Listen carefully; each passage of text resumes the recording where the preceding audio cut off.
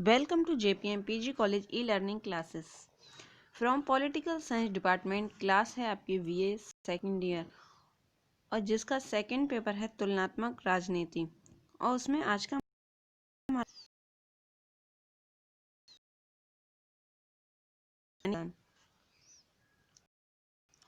Students, British संसद जिसे Lord सभा हाउस ऑफ लॉर्ड्स बोला जाता है, आज इसके संगठन पर बात करते हैं। तो स्टूडेंट, एंसाइन पीरियड में जो राजा जिन व्यक्तियों के कार्यों से अति प्रसन्न होता है उनको वह पियर के समान सम्मान से विभूषित कर लॉर्ड सभा का सदस्य बना देता था। पियर्स की 5 श्रेणियां थीं: ड्यूक, मार्क्यूइस, अर्ल, वाइकाउंट और बैरन। ये क्रम से नीचे की ओर होता था। वैसे पियर का अर्थ है एक समान ज्ञान, युद्ध कौशल तथा राजनय इत्यादि के क्षेत्र में ख्याति प्राप्त हुआ करते थे। आधुनिक समय में प्रधानमंत्री की सिफारिश पर ही पियर्स की नियुक्ति होती है। लॉर्ड सदन का कोई भी सदस्य जनता द्वारा निर्वाचित नहीं होता है। स्टूडेंट, जैसा कि लिखा है कि इंग्लैंड की संसद के दोनों सदनों में लोकसभा द्वितीय सदन है, जिसकी आज हम बात कर रहे हैं, और ये विश्व का सबसे प्राचीन सदन है। नेक्स्ट है इसके बारे में कि वर्तमान में लोकसभा वंशानुगत आधार पर गठित विश्व का एकमात्र उचित तथा द्वितीय सदन है। ये एक ऐसा द्वितीय सदन है जो वंशानुगत आधार पर निर्वाचित किया जाता है, ना कि जनता द्वारा इसका निर्वाचन होता है।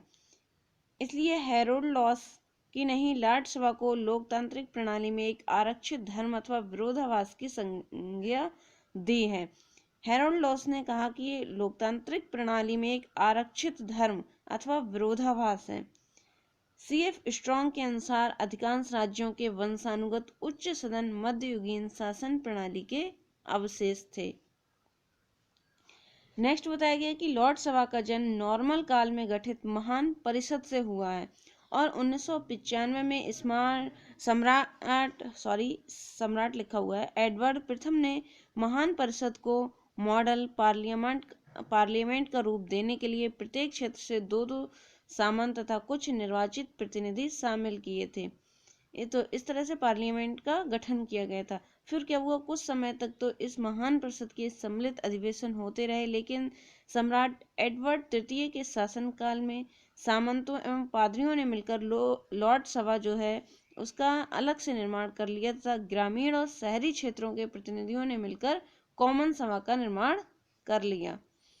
अब बात करते हैं लॉर्ड सभा का संगठन। तो इसमें सदस्य संख्या सदैव ही परिवर्तन होती रहती है। इसकी संख्या 1150 है।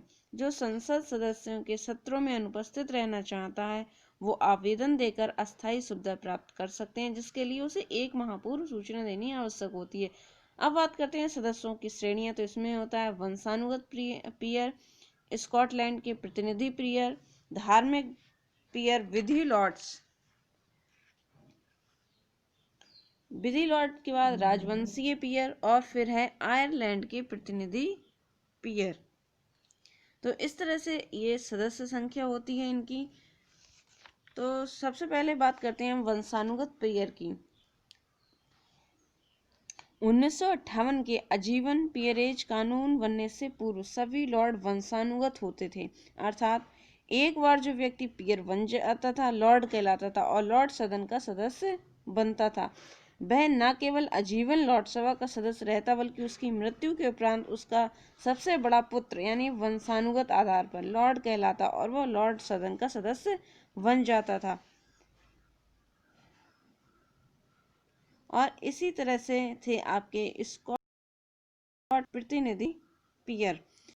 समय समय पर लॉर्ड सदन में सुधार के प्रस्ताव आते रहे और कुछ सुधार 1911 है 1949 के संसदीय अधिनियमों के अनुसार भी बनाए गए। अब लॉर्ड सदन के विरुद्ध जो आलोचनाएं की गई उनमें कुछ सुधार भी किया गया। उनकी इसी समीक्षा के अध्याय में लॉर्ड सदन का उन्मूलन करने या उसे निर्वाचित सदन बनाने के प्रस्तावों पर आम सहमति नहीं हो सकी, परंतु 1958 में पारित एक महत्वपूर्ण कानून पहली बार आजीवन पीयर्स को राजा रानी के द्वारा नियुक्त किए जाने की व्यवस्था की गई, जो होते थे स्कॉटलैंड के प्रतिनिधि पीयर। अब बात करते हैं धार्मिक लॉर्ड की। और औपचारिक रूप से ब्रिटेन धर्मनिरपेक्ष नहीं कहलाता, वह व्यवहार में पूर्ण धार्मिक स्वतंत्र देश है। देश का राजा इंग्लैंड के चर्च का प्रधान भी होता है, इसलिए लॉर्ड सभा में 26 वरिष्ठ धार्मिक नेताओं को सदस्य बनाया जाता है। विधि लॉर्ड सदन में समय के कुछ वरिष्ठ न्यायविदों को पीयर्स के रूप में मनोनीत किया जाता है। ऐसा इसलिए होता रहा है क्योंकि ब्रिटेन में लॉर्ड सदन संसद का एक सदन होने के साथ साथ देश के उच्चतम न्यायालय का भी कार्य करता है। और राजवंशीय पीयर जो राजा का प्रतिनिधि होता है, इसी आधार पर वो उसे पीयर नियुक्त किया जाता है। और इसी में आते हैं आपके आयरलैंड के पीयर। आयरलैंड के जो आयरलैंड के लिए अंतिम फौजदारी न्यायालय दिया गया था, क्योंकि आयरलैंड में इनका जो होता था एक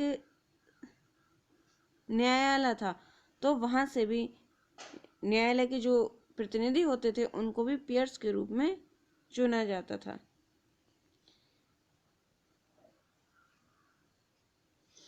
अब बात करते हैं सदस्यों के विशेष अधिकार। सदन में इन्हें अभिव्यक्ति की स्वतंत्रता होती है। नेक्स्ट है, अधिवेशन काल में इन्हें बंदी नहीं बनाया जा सकता और न ही इन पर किसी प्रकार का मुकदमा चलाया जा सकता है। सम्राट से व्यक्तिगत रूप से मिलने या वार्ता करने का कोई भी अधिकार किसी के पास नहीं है। उन पर देशद्रोह जैसे गंभीर अपराधों की सुनवाई साधारण न्यायालय में न होकर सिर्फ लॉर्ड सभा में ही होती है।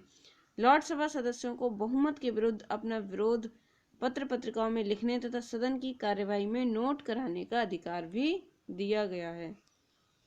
फिर बात करते हैं सदस्यों पर प्रतिबंध।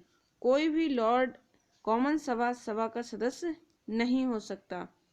जो लॉर्ड कॉमन सभा का सदस्य नहीं हो सकता, उसे कॉमन सभा का सदस्य नहीं होना चाहिए, उसे लॉर्ड सभा का ही सदस्य माना जाए। कॉमन सभा के लिए मतदान नहीं कर सकते, केवल आयरिश लॉर्ड ही इस बंधन से मुक्त है।